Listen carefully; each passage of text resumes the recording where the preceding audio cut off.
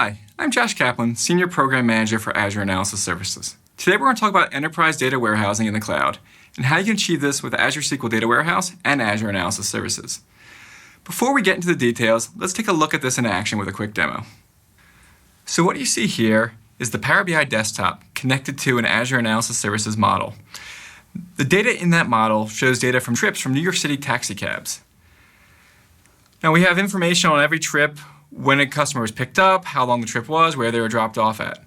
So if I want to know something as simple as just how many trips were there in this time period, all I need to do is go to the trips table and find the trip count measure. And I can just drag that onto here. And what this is going to do is actually run a query and count all the rows that are in our trips table inside of our data warehouse. Now what it did here is it scanned that data, and you'll see that it returned just over 2 billion rows. And it did that in a fraction of a second. The way it was able to do that was by it actually scanned the data in memory in our cache rather than going all the way back to the data warehouse. Now when the data is this fast, you can start to ask more questions of it. So let's look at actually where all these trips are occurring. I'm going to add our pickup latitude and our pickup longitude, and we'll look at this by revenue. And you can see there are lots of trips in New York, as to be expected. And we've just plotted them on a map. Every time I clicked there, it actually went and ran queries back against Analysis Services and returned the results. And you can see it's a lot of results. So let's actually do analysis. If I was a cab driver, where would be the best place for me to go pick up my customers?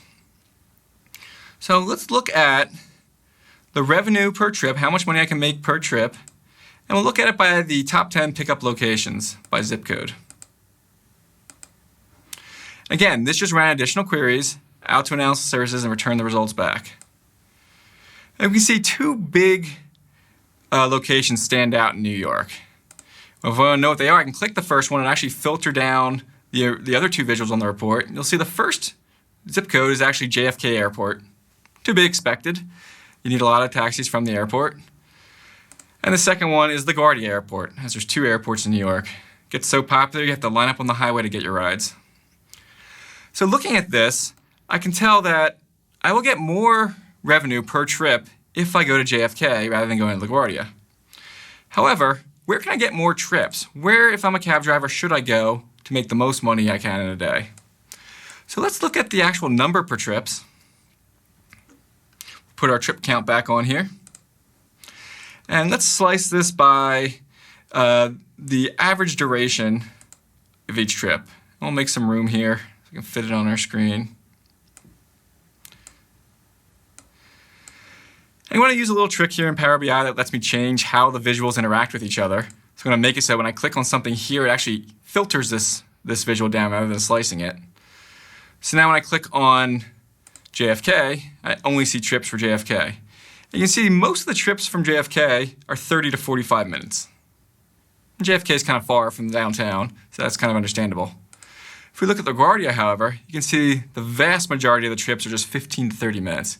Now the revenue per trip is still pretty similar. I think they have some flat rates in New York. So while you can make more money per trip at JFK, you can actually do way more trips if you pick up customers at LaGuardia. So this is a quick example of how we can do querying on top of large amounts of data from data that was collected in SQL Data Warehouse and then processed into Azure Analysis Services. And we can do this very, very quickly. Now you've seen the demo, let's look at how we built it. We collected data from thousands of taxi cabs in New York City, and we've loaded it to an Azure SQL Data Warehouse.